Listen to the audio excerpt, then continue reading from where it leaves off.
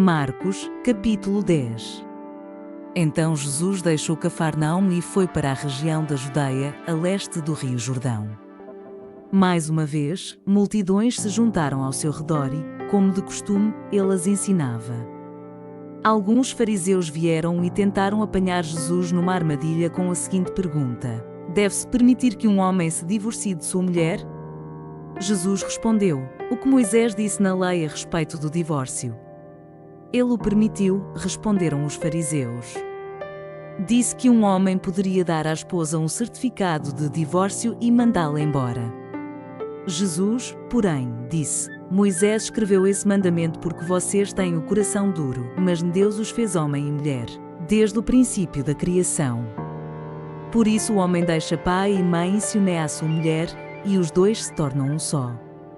Uma vez que já não são dois, mas um só, que ninguém separe o que Deus uniu.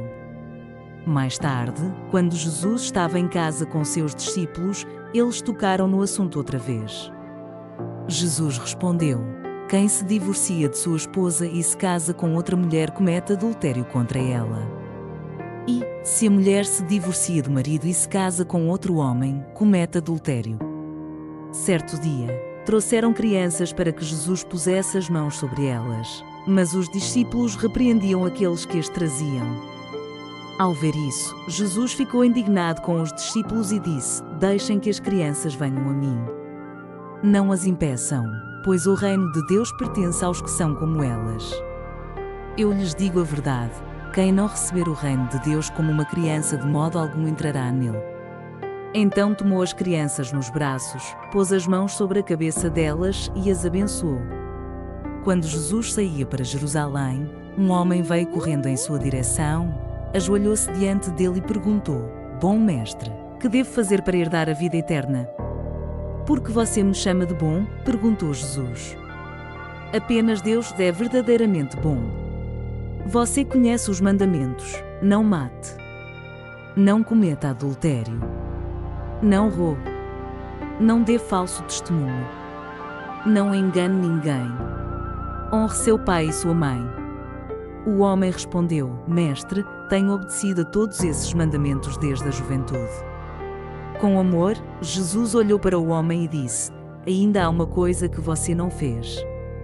Vá, venda todos os seus bens e dê o dinheiro aos pobres. Então você terá um tesouro no céu. Depois, venha e siga-me. Ao ouvir isso, o homem ficou desapontado e foi embora triste, pois tinha muitos bens. Jesus olhou ao redor e disse a seus discípulos: como é difícil os ricos entrarem no reino de Deus. Os discípulos se admiraram de suas palavras. Mas Jesus disse outra vez: filhos, entrar no reino de Deus é muito difícil. É mais fácil um camelo passar pelo buraco de uma agulha que um rico entrar no reino de Deus. Perplexos, os discípulos perguntaram: então quem pode ser salvo? Jesus olhou atentamente para eles e respondeu: para as pessoas isso é impossível, mas não para Deus. Para Deus, tudo é possível. Então Pedro começou a falar: deixamos tudo para segui-lo.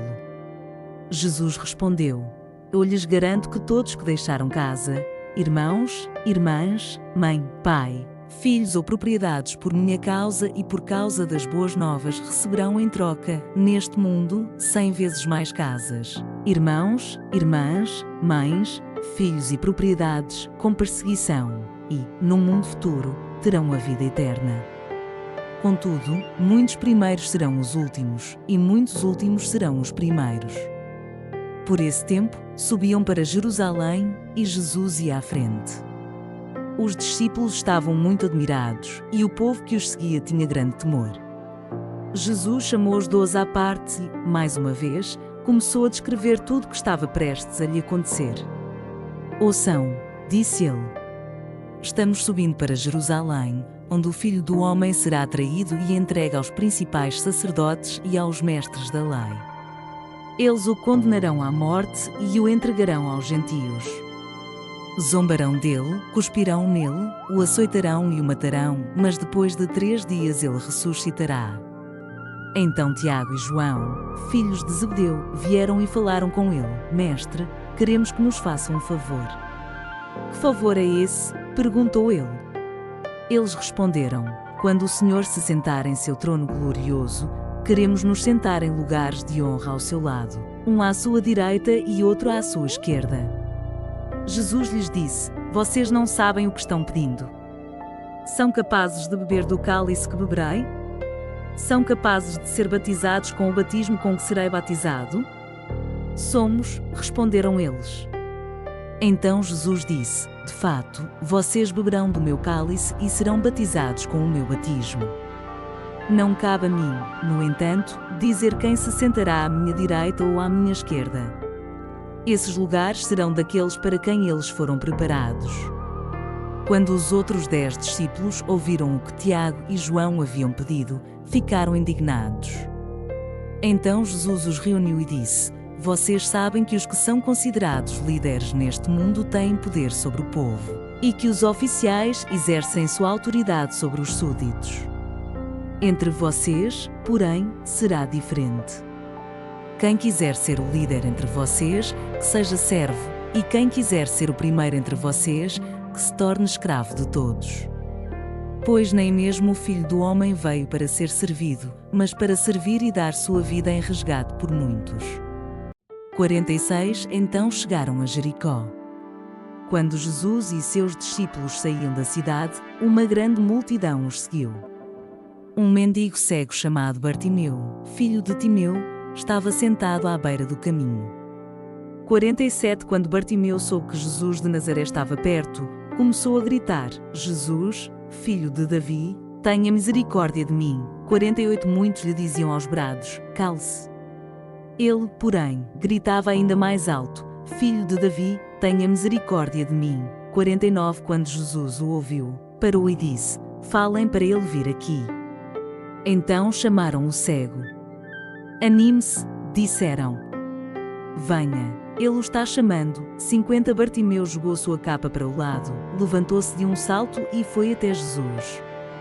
51 O que você quer que eu lhe faça? Perguntou Jesus. O cego respondeu: Rabi, quero enxergar. 52 Jesus lhe disse: vá, pois sua fé o curou. No mesmo instante, o homem passou a ver e seguiu Jesus pelo caminho.